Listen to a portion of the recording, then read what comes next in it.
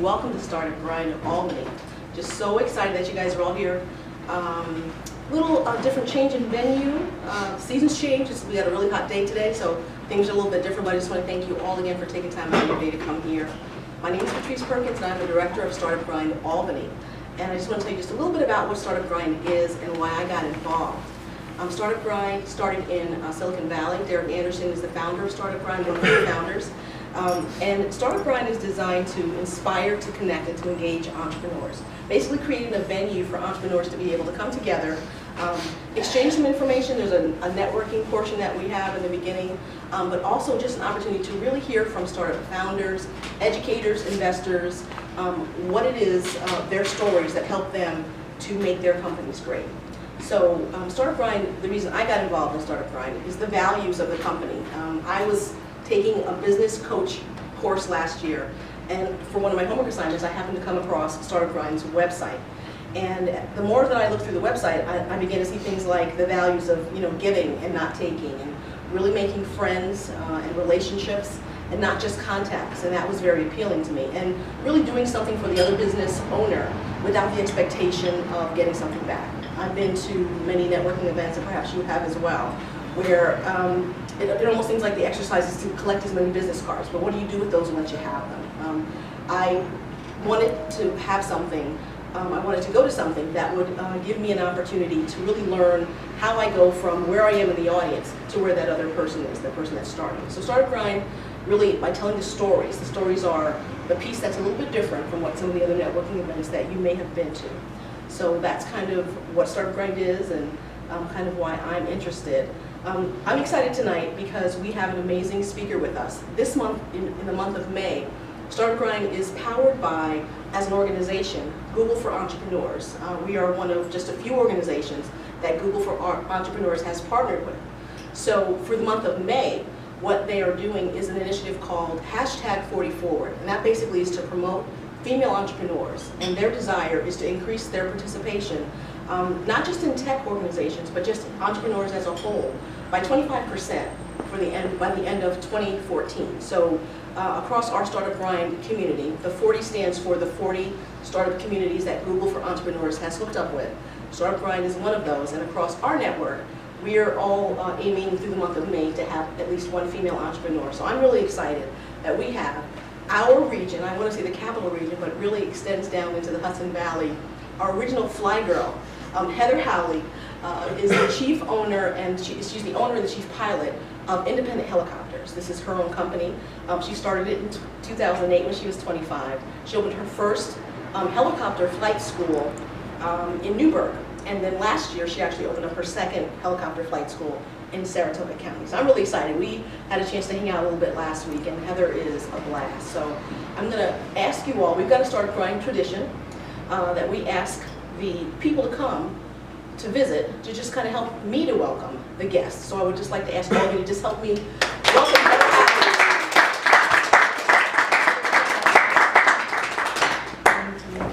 So I'm just really excited to have you here. Like I said, we had an opportunity to hang out a little bit last week, and just had a really good time. But the reason that I wanted you to come and to kind of share your story is you have a really unique story.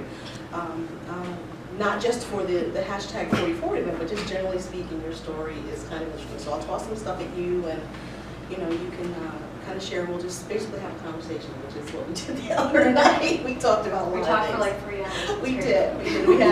We had a great time the other night. So we kind of just getting to know each other. But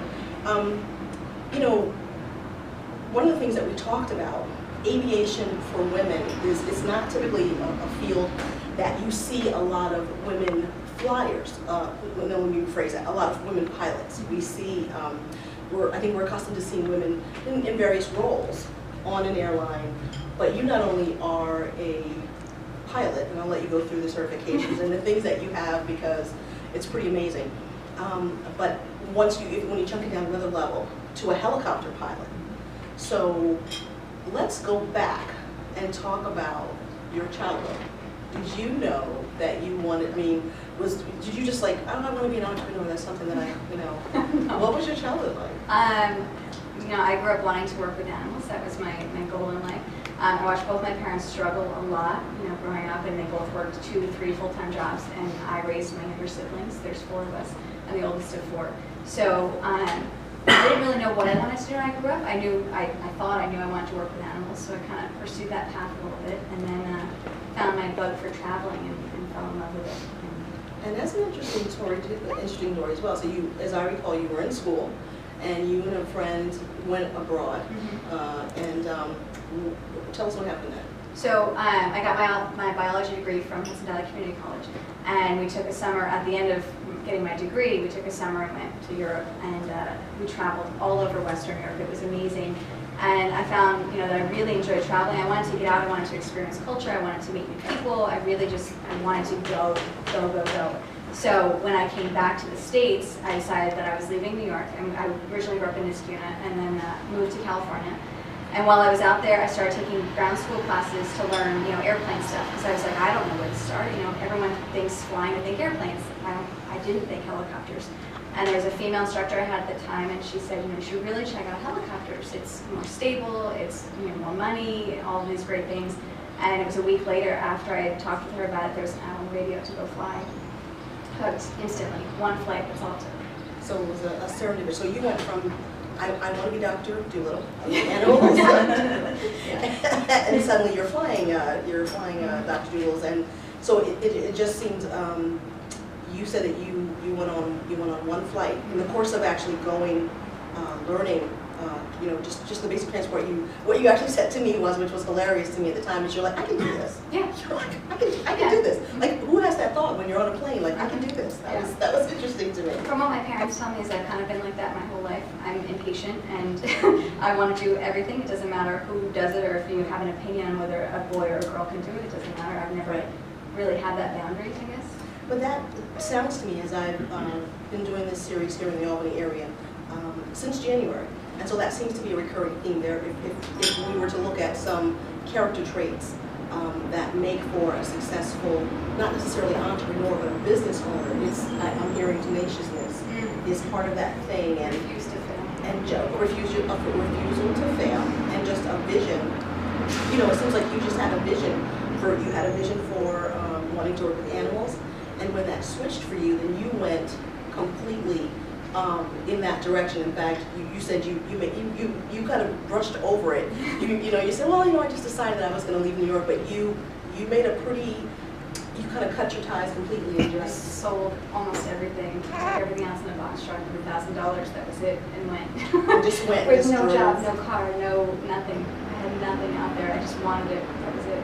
And so that sounds like that. So from your childhood and really kind of watching and really having a leadership role, being able to kind of handle things, have you found that those skills that you had as a child really helped you in school? And then did they help you when you made the transition to, I'm not going to get a job, I'm going to own my own company? It's funny, owning my own business kind of happened. A lot of the things that I learned as a child, as far as being tenacious and not failing, in school was easy for me. I didn't really try very hard. In fact, when I was learning to fly the helicopters, that was probably the most difficult learning I've had yet to date. But as far as using those skills with my business and everything, I watched my parents struggle so much that I guess picking that up from them, that I work really hard and I work all the time, but I refuse to fail. Like I can't. It's not in my vocabulary. No is not my vocabulary. Failure is not. So you just keep pushing. So you went to you did your undergraduate work, and so you got your traditional degree, and then you moved to California. You decided that you wanted to fly, went to flight school, and talk a little bit about I know you said that probably was learning to fly a helicopter. Talk about the difference actually. Did you have to take some airline, like a plane flight first, or you just went right straight to helicopter and you got the helicopter training? And so then there was so you learned to fly the helicopter, but then again, there's some layers and levels in terms of your training and your certification process. So when you first start out, you get your private pilot's license, which allows you to fly friends and family around. So I did that. It took me about 6 months. I guess I shouldn't talk about the loans that I got. I paid out the notes for all my training, but it was like a college degree, so it was worth it for me. But anyways, you got your private license first, then it took me, I think, a little less than a year to get my commercial license, which will allow you to get paid for it. And then no one's going to hire you with just a commercial license, so you have to build more time or become an instructor. So I went private, commercial, and then moved to Colorado. Lived in Colorado for a year where I finished up my instrument license, which makes you a more precise pilot, a better pilot. That precision in the air, I'm thinking would be a good thing. That's just There are several pilots who don't have it though, and it's not a requirement for helicopter pilots. It is for airplane pilots, but it's not for helicopter for some reason. So I got that, got my instrument, and then my flight instructor, and then my instrument instructor after that. That took me, I think, 10 months in Colorado. So 20 months total was my training, and then moved back to New York because I missed my family and I missed home. So I came back to New York and worked here for about 6 months, and yeah, then. So you were, okay, so you worked here, you were working in aviation where you worked for, okay, you were a flight instructor. And how did you make that transition? I think a lot of us, you know, I know some of us, just looking at some of the folks in the room, some of us are business owners, some of us are wannabe business owners, some of us are in that discovery stage, but I know that there are some folks here that already own their business. That's a leap. I mean, it's one thing to have an idea about something. It's a completely, you know, a lot of folks I think want to have ideas or own their own business. It's a completely different thing to just take that leap. And I don't know why I'm just full of these aerial type of analogies because I'm talking to you tonight, but really to take that leap. So you're working, you're an employee, and then suddenly what happened? It's something, at least it may not be for some, but yeah, I worked for a company for 6 months. They went bankrupt, and the way that they treated the students, I mean, it was great education that they were giving the students, but the way that the company operated was not right. And then I worked for another company about 8 months after that. First business went bankrupt. That company was also not doing it right by the students. And I suggested to them, I said, let's get a smaller helicopter. There's this whole market of students that we can, you know, help out here, and I want to do it. So I'm going to get this little helicopter. I want to be partners with you. I want to work together. And they said, yeah, that's great. Give us your resignation letter, and we'll start your own business, and we'll be as partners. That was how I got started in my business. I really, when I got into it, I hadn't thought about starting my business. I hadn't thought about being an entrepreneur. I just knew that I wanted to help these people. That was it. And so when I sent them my resignation letter and got the helicopter, at least the first one, because I have no money. I still have no money. You work 3 times as hard as anybody else in your business, and you have not very much to take home. But anyway, so I had started the business. They didn't talk to me at all. They just completely bailed on me. So here I am with this helicopter and this business name. It was my DBA that I had back in 2008. I literally started the business with $25. That was what it cost me to get my DBA.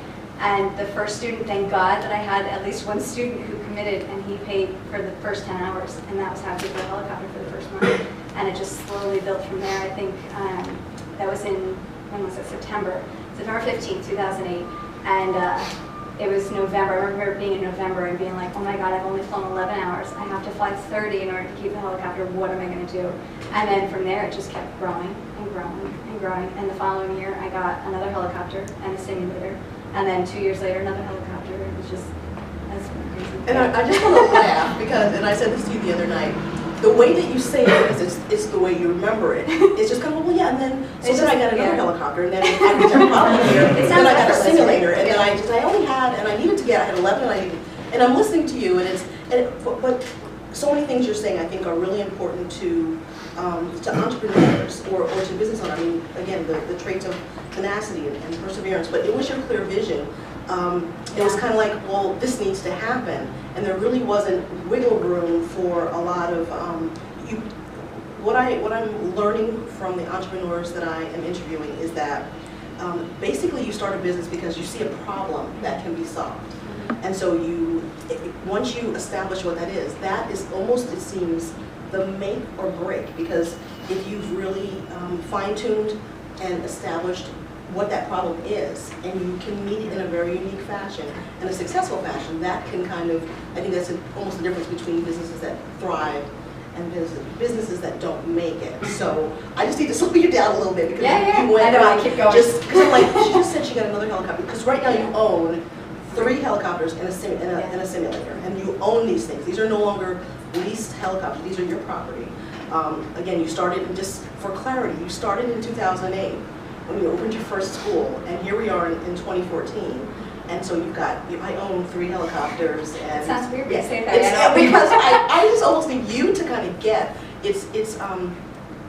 which is why that you're here for the hashtag 40 Forward event, because you are, you're an entrepreneur, you're a woman entrepreneur, you're someone who's young and focused and dedicated. And so all these things, I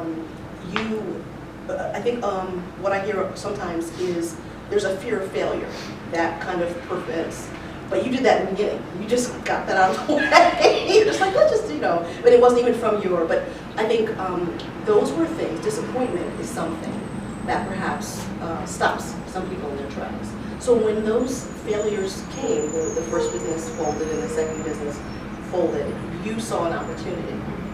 So is that something that you have continued to do, something that you continue to let flourish? You know what you said earlier on was vision. When I first started, in business, and it wasn't really supposed to start, and it kind of happened. I had a vision of helping these students, and my goal at that point was, okay, I know that I'm going to need a simulator. I know I'm going to need a bigger helicopter, and so I didn't even think how it was going to happen or what needed to get there to make that happen. I just knew it had to happen when I didn't know either. And it has. When you believe in something so much and you have that vision for it, it happens. It's someone had just said this to me recently. I can't remember exactly how she said it, but it's basically controlling your thoughts about it. Like if you and another person said to me, if you want it bad enough, you can make it happen. It's just how bad do you want it, and where do you see it going? Because you will create that for yourself just by thinking it. If you want it bad, if you believe in it, you can create it. And that's kind of what I've done throughout my entire business, is just believed in what it is that I want so much that there isn't any other option. This is what I need. I don't know how or when it's going to happen, but it will happen when it's supposed to happen, and have faith. Some people may not believe that, but it's how I've run my business. It's been amazing. Well, I mean, whether people believe it or not, I think the evidence is the success that you're enjoying and you're building. And that's an interesting concept. And I think this is part of what makes Startup Grind amazing, is because those fine things about the faith and those are really the how-tos that a person who is starting a business, or even someone that's in a business and maybe wants to ramp their business up on a national level or on a global level, they want to expand their business. These are the sort of tangible but almost intangible things that it's like, how did that happen? And I think with you, to have you actually articulate that, I think that's really important, to speak that out, because I think that's really helpful, because not to freak you out, but the videos that we do at Startup Grind, they go to the global website. So this is a place where entrepreneurs in whatever stage of growth that they're in tune into because they want to. So I think that I think that's really helpful. Those are the sort of things I think that separate Startup Grind from some of the other events that we see, when we absolutely can see that the person is successful. We know that. That's why they're the guest. But how do you make, like I said in the beginning, how do you make that leap from in the chair and in the audience to really, and so having these sort of things articulated, I think are really helpful. So as a business owner, you've been an employee, you've been a student, you've been a business owner. What was something that surprised you about being a business owner? It's definitely not everything I thought it would be. Expand on that. What is that? It's funny because I saw my father had opened his own business, and before I had owned mine, and before I even talked to him about it, I always thought, oh, business owners, they make tons of money, they can make their own schedule, it's so much easier. It's totally the opposite.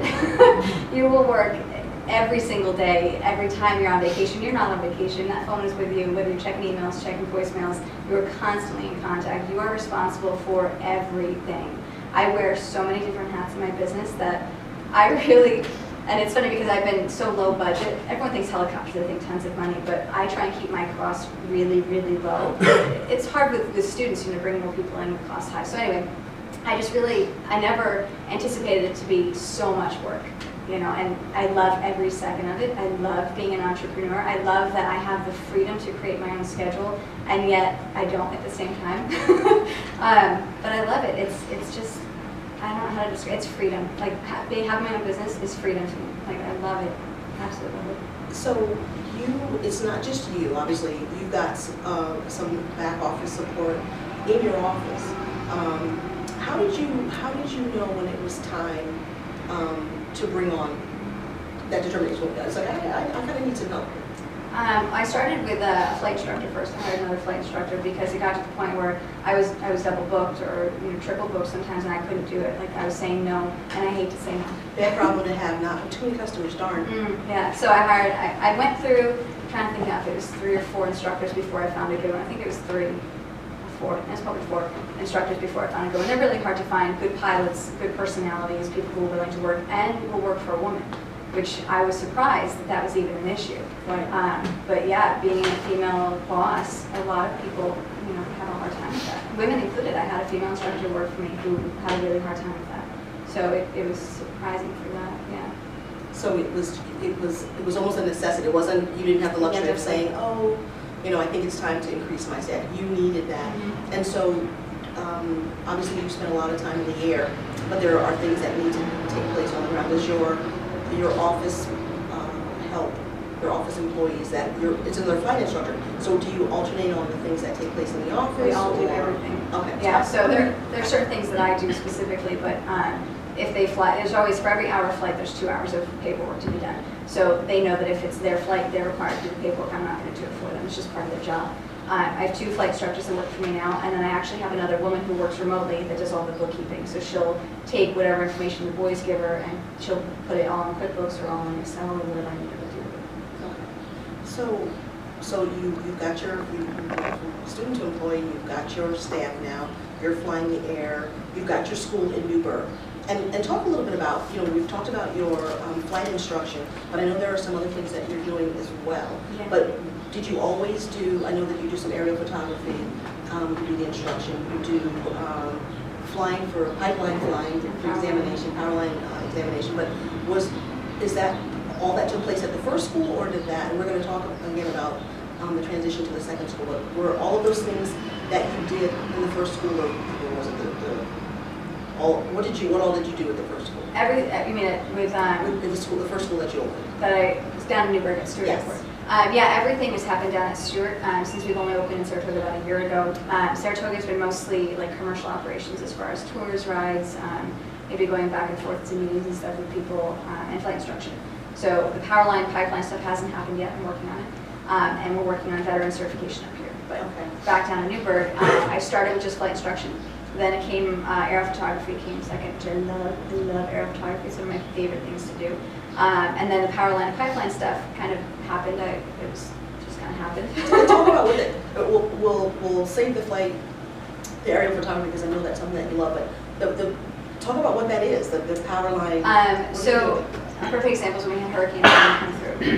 They have, let's say, emergency lines that they have to do. So there's trees that have fallen down, or lightning has struck a pole, whatever, and they'll take the helicopter out and patrol the lines. We go up maybe 100 feet off the wires, and we follow the trees and the wires all the way wherever they go, and look for blown insulators, down wires, down trees, whatever it is. Yeah. So it's just literally kind of flying over and watching.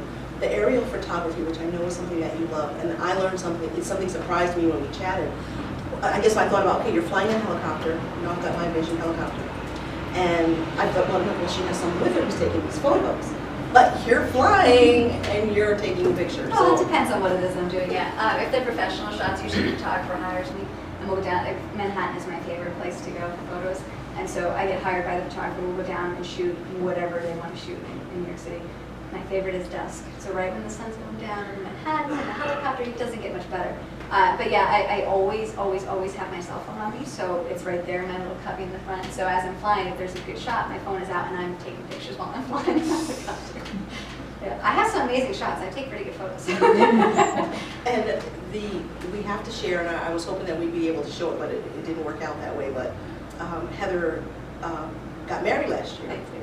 And talk about your husband and talk about that amazing day. And I'm going to stop you if you leave out any of the good stuff. Talk about. I'll have to show you guys the video when we're done.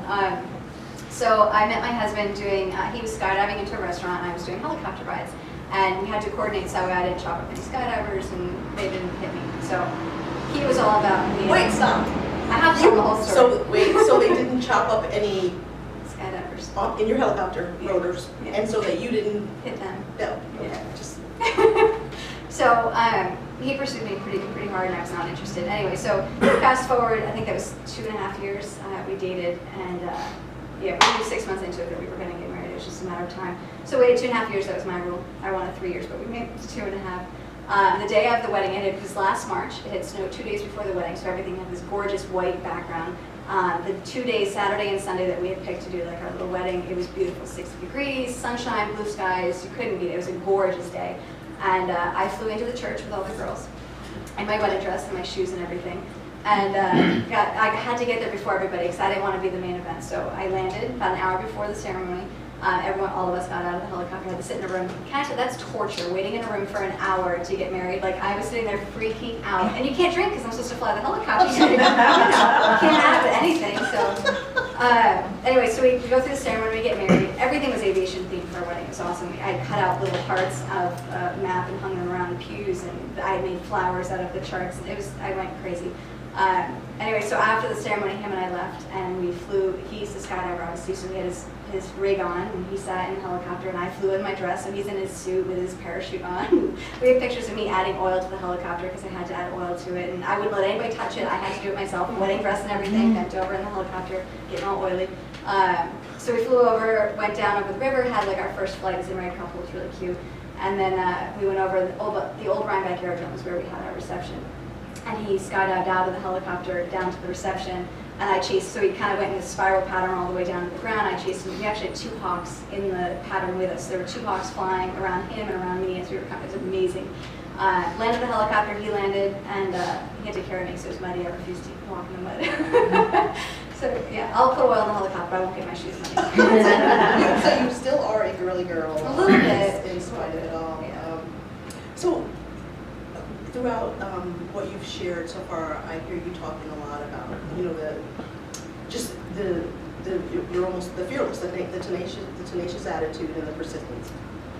But have you had an experience that just made you say, you know what, I am not really sure. I don't want to do this. I don't think so. I've never really felt that way about flying. I have had several interesting, I wouldn't say scary, interesting situations happen in the helicopter. The business end of it, I had a student who took the helicopter out and went solo. It was like his last hour of solo time. So he was by himself in the helicopter. I was not there. I was not at the airport. I was in one of the smaller helicopters. And it was a little bit windy, but not too windy. So I said, okay, fine, you can go. And he took the helicopter out. It was December 4th, I think, or 6th. I can't remember, 2009. And he took the helicopter out. And I don't know what happened, because again, I wasn't there, but the stories I've heard is that he was hovering too low. A gust of wind came, grabbed him, and he was so low that he actually, hit the ground, and the tailbone swung out.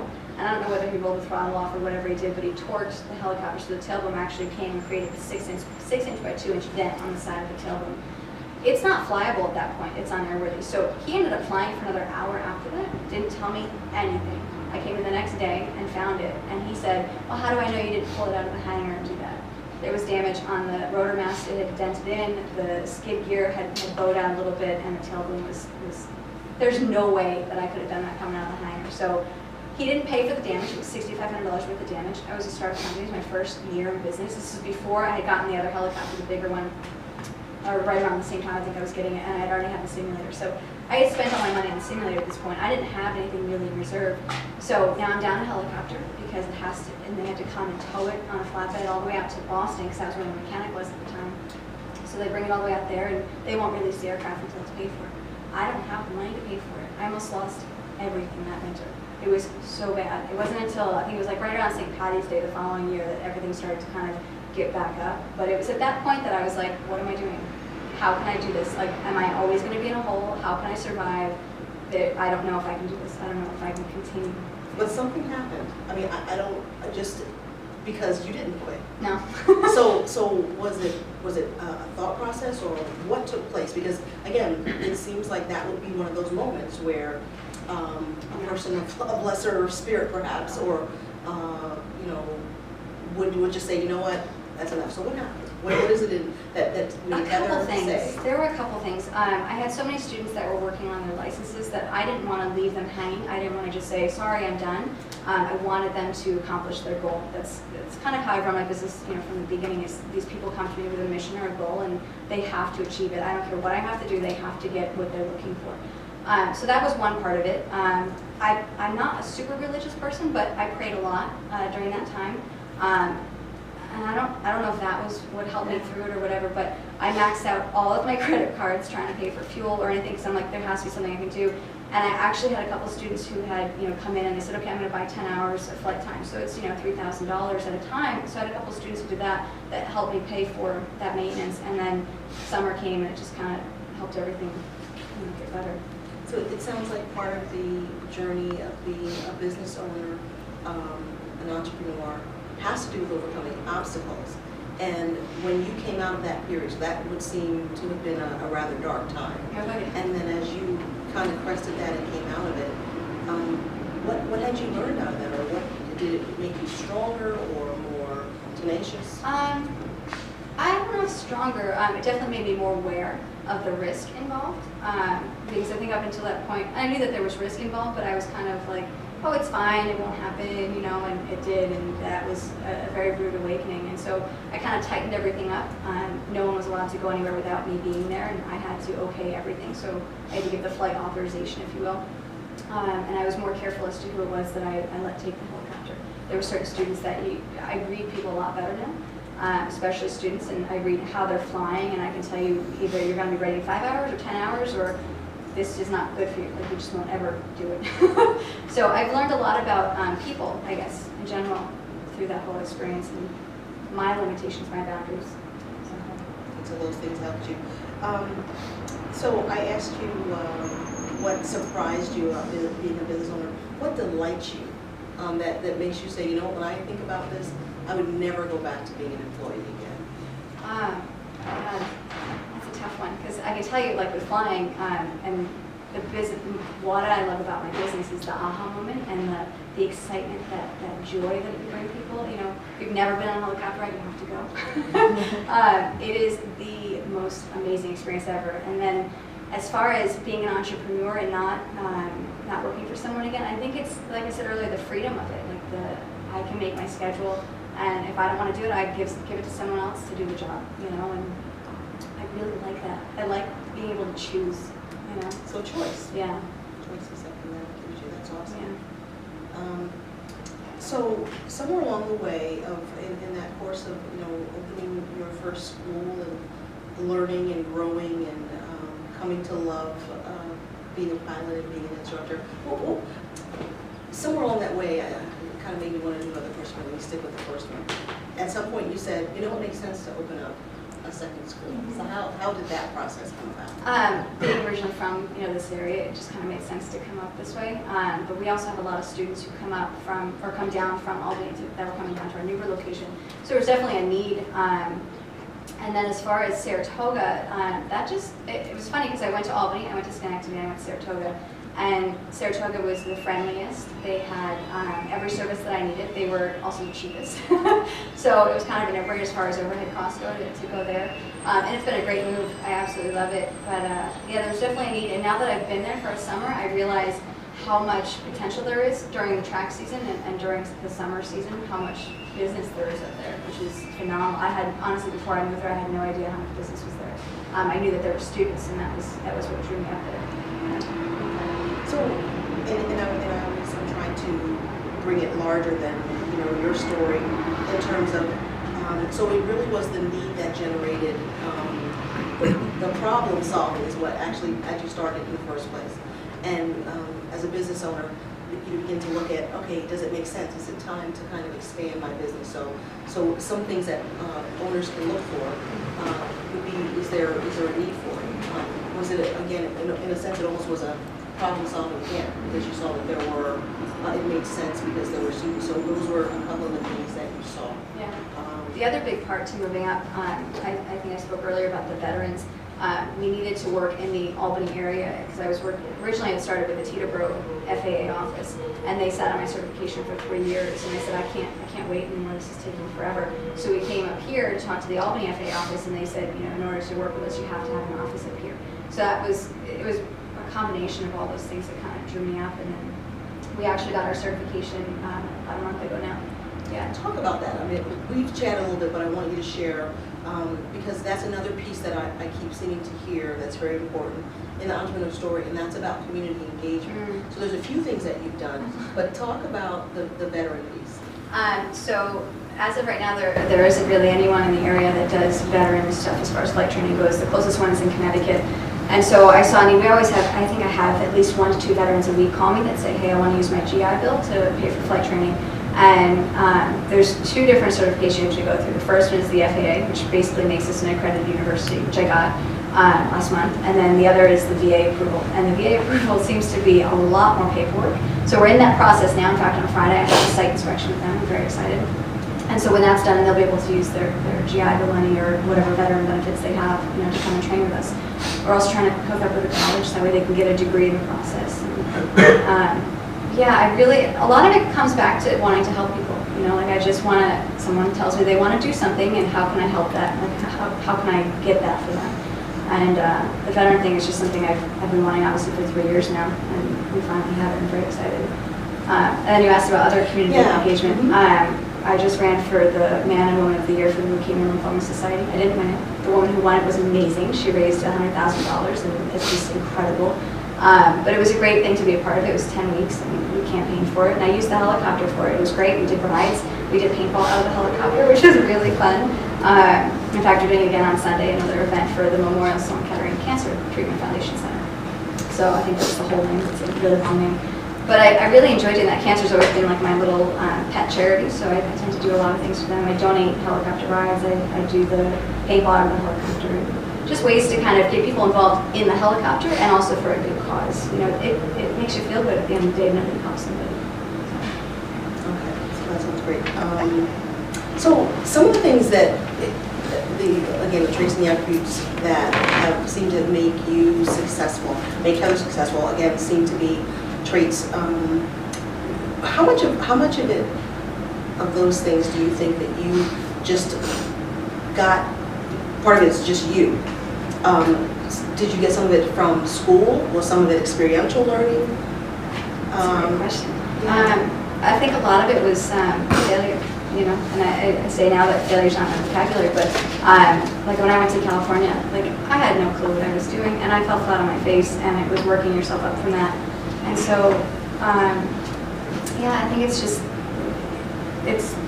life lessons, like what I've learned along the way and what I've seen other people do that I definitely don't want to do, or maybe I do, depending on the person. So, But do you think failure is necessary to be an entrepreneur? Yeah, actually I do. I want to say no, but I really...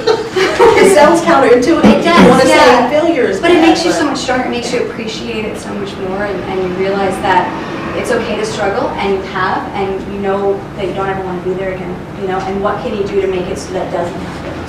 So you learn a lot along the way. That's part of it.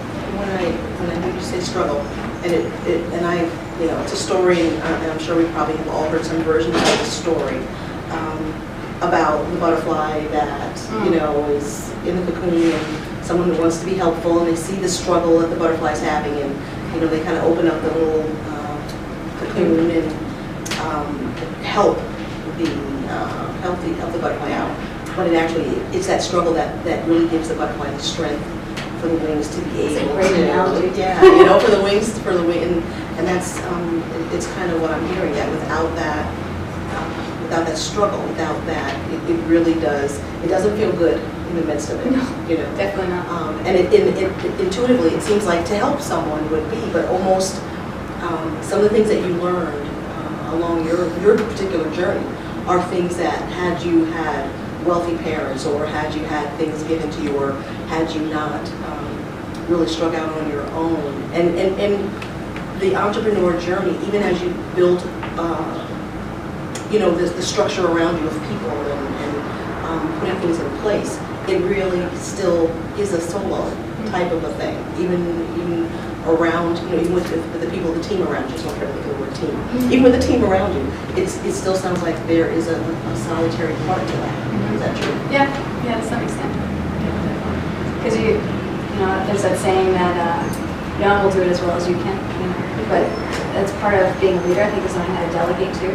Right. So yes, you are like you said, solo act, but you have so many different limbs going out there that you may be the center of it, but you're always delegating or reaching out to somebody else to maybe help or do whatever. When ultimately the decision may come down to you, but you have all these. And those are necessary. Would you you're saying. Even though there are some solitary pieces, like you said, there are certain things in your own business that only you can do. You're the one that has to make the decision without the team. And I'm just picturing you in your office. If it was just you, you wouldn't be able to meet the need for all of your students. You wouldn't be able to be in the air and do your paperwork at the same time. I tried. It's really hard. Let's talk about mentors for a moment. Did you have, I know you mentioned in the beginning of your journey, there was that female instructor who, but along the way, what type of mentorship have you either sought out or has appeared? It's funny, they asked me at my 40 under 40, they asked me the same question, and I didn't have a good answer. I didn't have a good answer for them then either. She definitely helped me kind of get into it, and then going through, you have flight instructors along the way that kind of teach you, and whether it's good or bad, you learn what to take away from it. And so I don't know if I would call them mentors, although I guess they kind of were. So that was helpful. And then so when I started my business, I didn't really have anybody. You know, it was kind of figure it out as you go.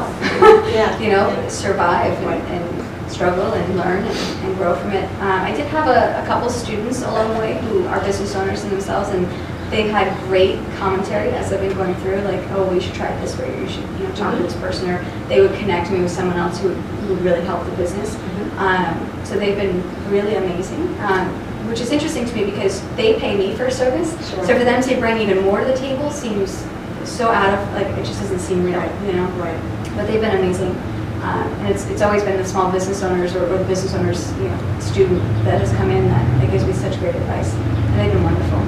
So I know that, and we talked about this, so I have to remember to put things out here as well that we talked about, but women in aviation, and then women instructors, and then women helicopter pilots, and then women helicopter Did you instructors. Find that I think you said it was like 50, you gave me like a broad figure. Yeah, so out of all pilots, whether they're helicopter, airplane, space shuttle, whatever it is, Right. I think it's just in the U.S. is where this number comes from. 6.5% are women out of all of those And that's pilots. in the country. Yeah. Okay. Yep. And then out of that, I think even fewer are helicopter pilots. Out of that, even fewer are, I'm an ATP pilot, just an airline transport pilot, which is the highest rating that I can have in helicopters at the moment.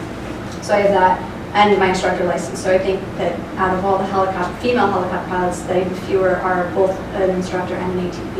Okay. I don't know what that number is, but Right. I think, if I'm not mistaken, there were only about 2,000 female helicopter pilots In the country. in the country. So I know that you belong to several aviation organizations. There's the 99s and Girls with Wings, and then Whirly Girls. Whirly Girls. So talk a little bit. I think when maybe when I was thinking about mentorship, I wondered if there might have been some just the banding together with the other. Women are funny like that. So it could be good or it could be interesting. Yeah, interesting is a word I like to use. Interesting. Yes, I like that word too. Women are very competitive, and when you're a helicopter pilot, you tend to be type A personality and really competitive. So I found kind of both sides of the spectrum. You have women who are they do not get along with other women, and they will be very cutthroat, and they don't want to be your friend. They just want to be the best helicopter pilot, which is great, but I have yet to find it. I would really love to find a group of female helicopter pilots that all support and encourage each other. There's so very few of us that it's hard to find anyway, but also we all have that type A competitive personality, so it's hard to encourage each other when we're all going for the same job or we're doing the same thing. We want to be, get out of the way, I'm going to be the best at it, so it's hard. You may have to start that. I may have to. Of women who can come together. In all my years flying, I've been flying for 9 years now, I'm trying to think, there was one female instructor when I was going through, and then the one that obviously I met in the very beginning, who my interaction with her was very short. I'm trying to think, I had 3 female students out of all my students, and that's it. 3, really? You've only had 3 female students? Yeah. Okay. So that's only, what, 5 or 6, Sure. maybe top? In 9 years. In 9 years. Do you think that part, and the person that occurred to me, unfortunately, I have also encountered that same sort of a competitive thing, and when I look at, kind of wondering, like, why would that be? You would think that we would come together. You would think. And do you think that some of that has to do with the fact that there are so few of us, and it's taken us the struggle has been to get to that place, wherever that place happens to be, that you're almost like crabs in a barrel. Yeah, and I think we're so used to fighting for it, you know, that it doesn't matter if you're a man or woman, I'm going to take you down. You know, like, I want to be the ace, you know, like, so it's interesting. It's been very interesting. There's a few female helicopter pilots that I still connect with, and they've been amazing. But more often than not, we want to kill each other. Hopefully not in the air. No, not literally, no. So now what about mentoring for you? Is that something that you find yourself doing? I love that. With is that Girls with Wings? Yeah. So Girls with Wings works with elementary and middle school age children and Girl Scouts. So we've worked with a lot of the younger girls, and I've had a lot of Girl Scout troops come in, a lot of things going on. We encourage girls to check it out. Not necessarily fly, because I'm not going to push aviation on anybody if they don't want it, but just to show them that the opportunity is there to do something that's not in their realm. You know, I don't want every little girl to grow up thinking, oh, I have to have babies and stay home. Right. You know, like, try everything.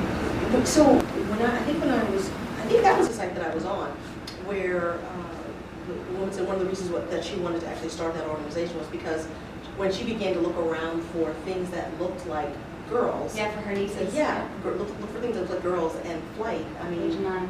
I was just doing that recently. One of my students had a baby girl, and I was like, oh, I'm going to buy her a cute little helicopter shirt, whatever. No, there's nothing. You go in the boys section, they're all blue, and they're boys. Yeah, I wanted a pink one because she's a little girl.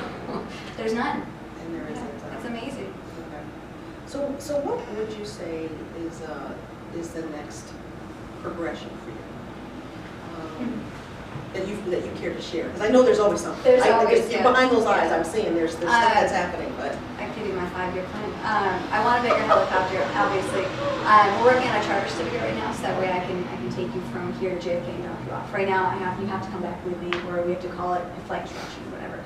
And so that's something that I'm working on to get the 135 certificate, which is the charter, and then to get the bigger helicopter. I already have my eyes set on the Long Ranger, which is a 7-passenger, beautiful turbine helicopter. I really want it.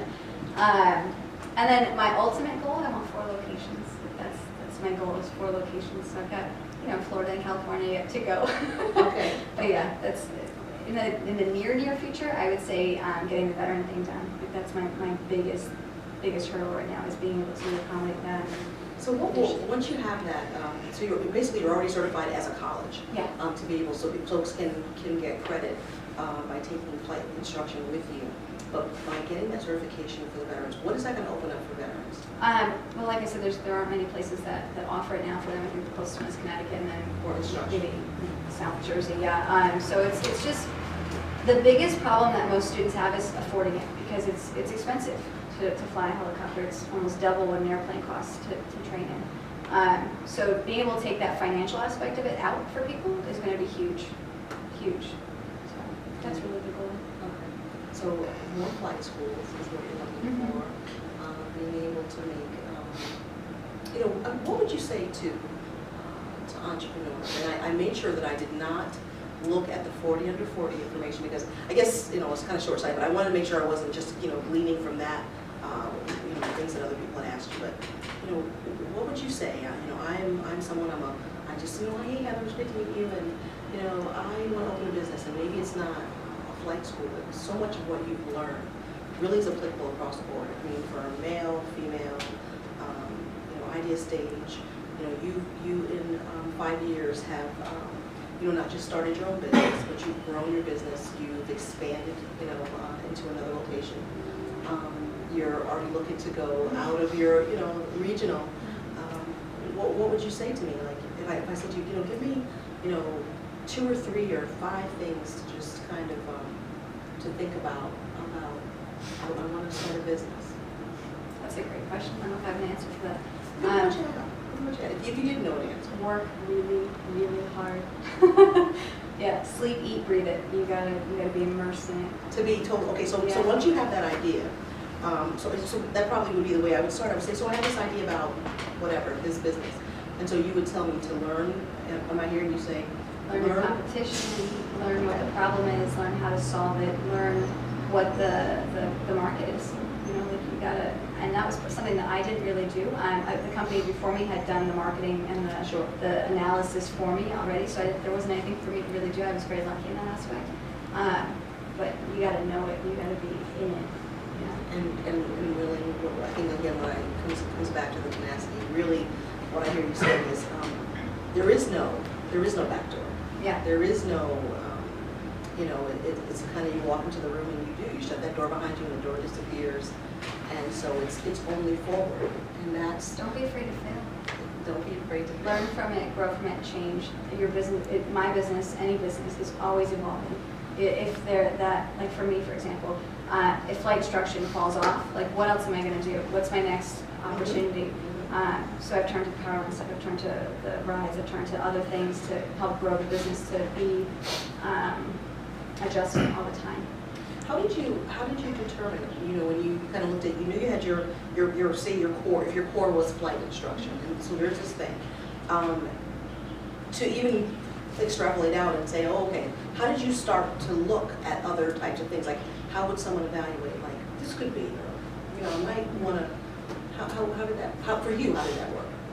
It was really seeing what other operators were doing, Okay. and seeing how I can do it better.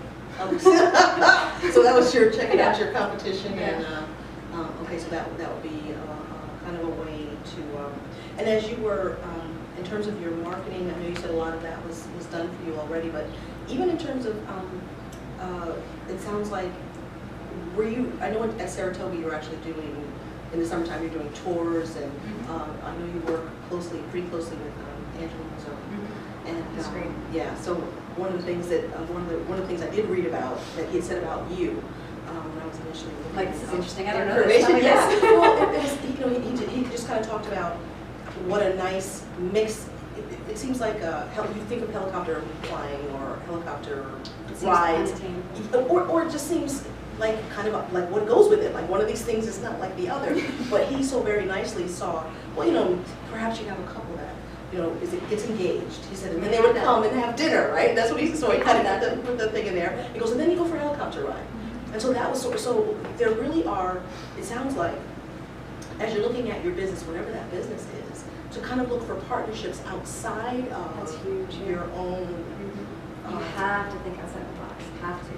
Yeah, and there may be something that no one's done yet. Like, I don't know if I'm sure there's someone who does rides out of the golf course, but it's never been done up here, so why not? so that was very neat. So that really was a partnership with Mazzone. I don't know, the golf course is part of his. No, they're separate. They're two separate. So that's two partnerships that you were really kind of making, looking at strategic alliances that may not be something that you would ordinarily think of, and that is what creates another opportunity. Which it sounds like, you started off looking for, there's a problem, and I can solve a problem, but this is something that I can kind of fill the gap, and that is part of being an entrepreneur, that's part of being, and how do you, when did you realize that you had a business that was viable? Kind of a, you said, oh, I saw that there was something. Well, it's working, it's working. But, there was a certain point before you actually opened the school. I mean, I know you kind of talked about how that came together, but how did you, was that really what it kind of came to? It's just the seeing the issue, seeing that there was a need that needed to, I keep using the word problem, but it really is seeing a need that could be filled. And is that how you kind of iterate as a business owner? Just kind of seeing the problems and filling them, yeah. That, and I really like bringing helicopters to people, like bringing that joy to them. Like, I love it so much. I'm so passionate about it that I want other people to be like that. And even if they aren't, that's okay, but I'm going to take them for a ride and I'm going to make it the best ride of their life. Right. That's what I love to do. So that's part of it, I guess, is that problem solving and also the just being passionate about what it is that you do. In terms of ideas of things that you wanted to try with the helicopter, with your business, were there things that you tried that you were like, no, that didn't work out so well? The rides, actually, ironically enough, depending on how much it is or where the location is, it doesn't always work. It's probably the one thing that I'm still trying out. Like I really enjoy doing the rides, and there are certain events that I definitely do, like we do Oktoberfest in Schenectady, which is amazing every year. And we're doing another one for RPI, they have the Fierce Flying, and those are always amazing events. But I've done fairs where there's nothing. I've done restaurants where there's nothing. So it just depends, like I'm kind of always playing with that aspect of it a little bit. Everything else though has been, thankfully, very, very good. And it just works. Yeah. It just works. Okay. All right, great. I wanted to leave just a little bit of time for folks to ask questions if they had questions. So I just want to open this up for anyone that might want to ask Heather anything about independent helicopter, or about being a business owner, Or when you want to come for a ride. or when you want to come for a ride. After me, when you want to come for a ride. So does anybody have any questions that they wanted to? Do you see threats from changing technology, for example, like pipeline patrol and all that? You've got That's a great question. Actually, photography, you've got drones now. We're I going to be was big just going very to talk soon. about drones, yeah. I just did a piece with the Science Channel. They had a Stephen Hawking thing about drones and unmanned aircraft. And so I think that for aerophotography, yeah, it's definitely going to be a threat. I actually was just talking to a photographer about that too. And he said that there will always be photographers who want to be hands-on. They want to be there, they want to do it, they want to see the shot that maybe the drone can't see because you don't have that human aspect. I definitely think that it will take away some of the business in the future. I think that's still 10 years out though. I don't know if it's going to be an immediate thing. As far as transporting people, I don't know if that will ever happen. I can't say that because it may. Who knows what it'll bring, but I know that me personally, I don't know if I want to go into an aircraft that didn't have a person on board to control it.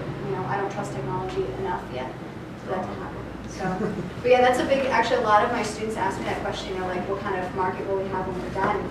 Will these drones be a big deal for us? And I don't know the answer. That's my best educated guess for you. If you don't mind me asking, what type of dollars did you invest originally in your first helicopter? I got a loan for $230,000. Was it a new helicopter? Yeah. It was used. I had about 600 hours on it when I got it. How many hours can one go? 2,200 hours on the first overhaul, and then you get it overhauled, and it's like new when you go another 2,200 hours. Yep. And the overhaul, depending on which helicopter, goes anywhere from 75 to 150,000 for the overhaul. And then you get essentially a brand new helicopter.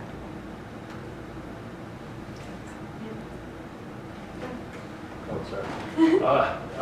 You did traditional financing. Did you ever consider venture or angel capital? No, not necessarily. To get the first helicopter, I actually went two different ways. So that when I initially got it, I had a gentleman who had bought it. We kind of did 3 people in on it together. And he was amazing. He helped me out a lot. And then I was with him for about a year, paying him back and doing financing essentially through him, personal loan. And he suggested that I do it on my own, so then I went through a bank and did it that way. But I find that working with the bank is a little easier. Yeah. Yeah, you always have the other person that you kind of have to deal with, and they have their own quirks about them. So. It's nice not to give up control or anything like that. Yeah, and you find that, especially with helicopters, I found that when you have a personal investor or someone who wants something out of it, they tend to control your life. They want you every second, and they're like, well, I gave you all this money, so I deserve to have this. And I don't disagree with that, but I also have to run a business at the same time. So the bank is just, it's easier for me now. It's a big question for a lot of entrepreneurs. So It is, yeah. I wanted to know how you made the decision. Absolutely, yeah. Money is a big issue for entrepreneurs. This is the issue. It still is for me. Yeah. That's why I told you earlier I keep all my costs low, because you never know. I have surprises all the time. I have to be ready. So. What are the rules with taking off and landing? Somebody has a private residence, they want you to come pick them up at their house, and they want you to fly them to a meeting in Boston for the day, and then go out there and then bring them back. As long as there's enough room and I have written permission, I can do it. There's a couple states that don't let you do it. The only one I know of in the area is Jersey. You have to land at an airport or heliport. You cannot land off airport anywhere. New York doesn't have laws like that. However, in Long Island, they get a little crazy down there, and they don't want you to land anywhere except an airport or heliport there as well. But that's more of a town rule as opposed to a state rule. So it just depends on where you're going. Does that answer your question? And how do you decide to charge? Is it per hour, per mile? It's per hour. Yep, and it's all prorated by the 10th of the hour. So I charge $600 an hour in the bigger helicopter I have that seats up to 3. And then it's let's say you fly a 1.1, it's $660 for that. And that's only, doesn't matter how many people? Well, I can only seat up to 3, but yeah, if we're up and down, what we're doing, yeah. And then if you wait, do you have a per hour amount that you wait? It depends. For some of my better clients, I don't usually charge because they use me frequently. But for brand new clients, yeah, it's $50 an hour wait time. How fast does it go? It cruises about 100 knots, the bigger one that I have. That's what I do most of my stuff in. It can go up to 130, but we don't usually go that fast. It's usually 100 to 110. You make more money than those. It's not only that, it's more comfortable. Yeah. It depends on how heavy the helicopter is too. Like you're limited on power as to how much you can pull to get the speed. gets bumpy when you go really fast. What are the issues you have right now with finishing your Part 135 certification? The FAA.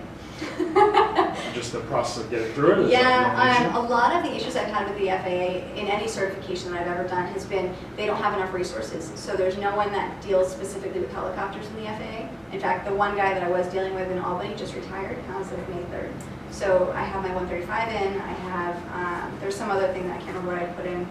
No, it's just the 141 which we finished. And now I'm doing other sub things with the 141. But the 135 is now sitting on someone's desk collecting dust because there's no one there to do it. I love the government. Yeah. That's probably been my biggest snag, if you will, has been the government because they are so bureaucratic. It's hard to get paperwork pushed through. I would assume you'd be used to that with the FAA. I mean. Yeah. Yeah. As I said earlier, I'm a very impatient person. Hence why I fly helicopters. I don't have to taxi out to a runway. I don't have to wait. I just go. Yeah, so waiting for them, I tend to be a little bit of a nudge. Like I want to push them constantly. Is one of the scenarios, like he just described, a scenario where you go to Boston and back, wouldn't that be considered 135 or no? Because if I'm going and coming back, no. Okay. Yep. Okay. In other words, if you wait for them as opposed to drop them off Correct. some other time. Yep. Yep. There's other controls in flight instruction. It's funny when I talked to the FAA about it, I said, well, isn't this, 135 isn't this? And they said, read it line by line. So it's all up to interpretation by the FAA. So one FAA office may say, no, you can't do that, and another one may say you can. So it just depends on who you ask, unfortunately. Anybody else? Yes. Because you mentioned keeping your costs low. I'm just curious about the types of costs that you're able to keep low but still run a successful business. A lot of the fixed costs are easier to keep low. Variable, like fuel or maintenance are hard to keep low. It depends. Maintenance is a little bit easier because you can kind of pick and choose who you want to work in a helicopter, but you pay for what you get. Overhead costs such as hangar rent is a really good one for me to kind of work on and negotiate to keep it low.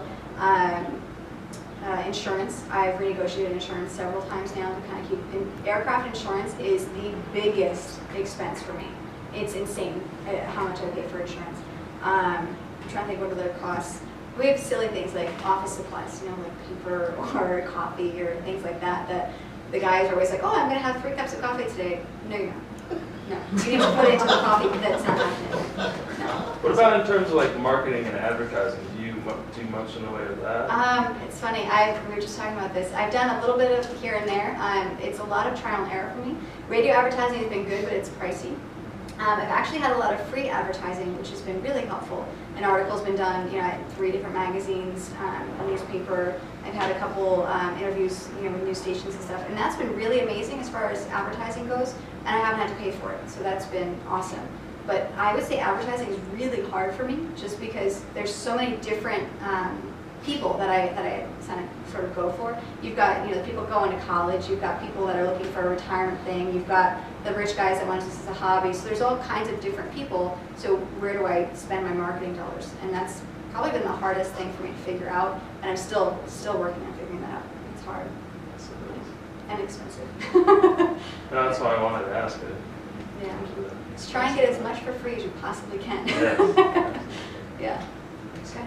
Can you exchange flights for free marketing? I have done some marketing stuff. Yeah. We did.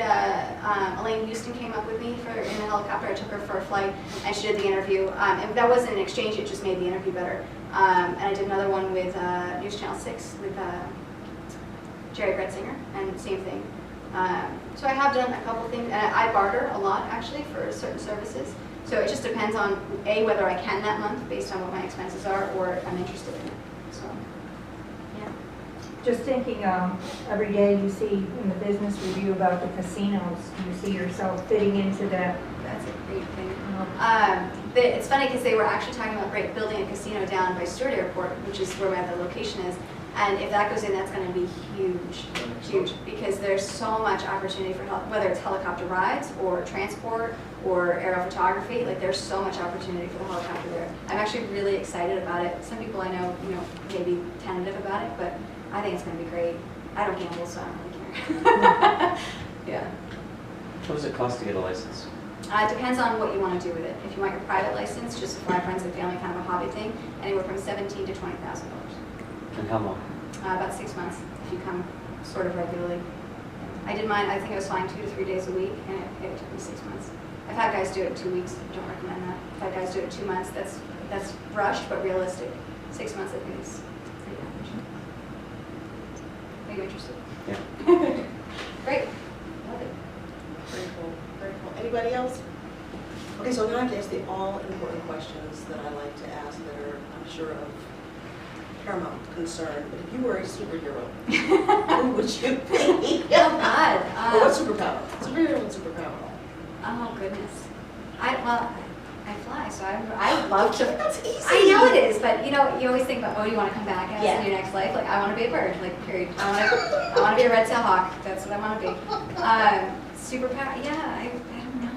Superhero. I don't know. What? I don't know. I don't know.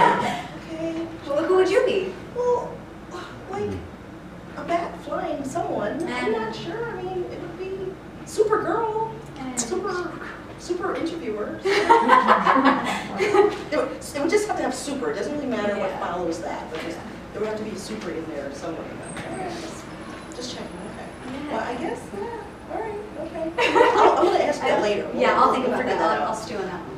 But I guess if that is it for questions. I do actually have one more question. Yeah, go Just ahead. curious, because if you talk to in the pilot community, you talk about sort of how a lot of the companies are very predatory on pilots, especially low-time pilots. And I'm curious if then now being on the ownership side of it, do you feel that that's really changed for you, or if it's sort of you're still sort of behind the same eight ball in a different way? As far as like my employees go, or how, I guess. Mostly as it pertains to you, because I assume that your employees are probably making wages similar to what other pilots in the industry Yeah, make no, at the actually, same levels. I pay my guys more than what most flight schools pay, Okay. actually, just because I think they're worth it. Like, I want to change the way that the industry is. I want flight instructors to be experienced pilots getting paid more than tour pilots. It's the complete opposite here right now, and I Yeah, don't it think is. that's right. But yeah, I get territorial. I don't like it people come fly to my airport. Like, if there's another helicopter, I'm like, who are you? What are you doing?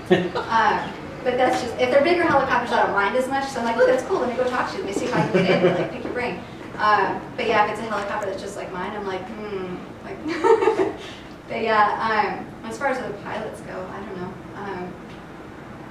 I'm usually pretty friendly with most pilots. It doesn't. We kind of, as helicopter pilots, we form this camaraderie. It's interesting that Army pilots or any military pilots are different than civilian pilots.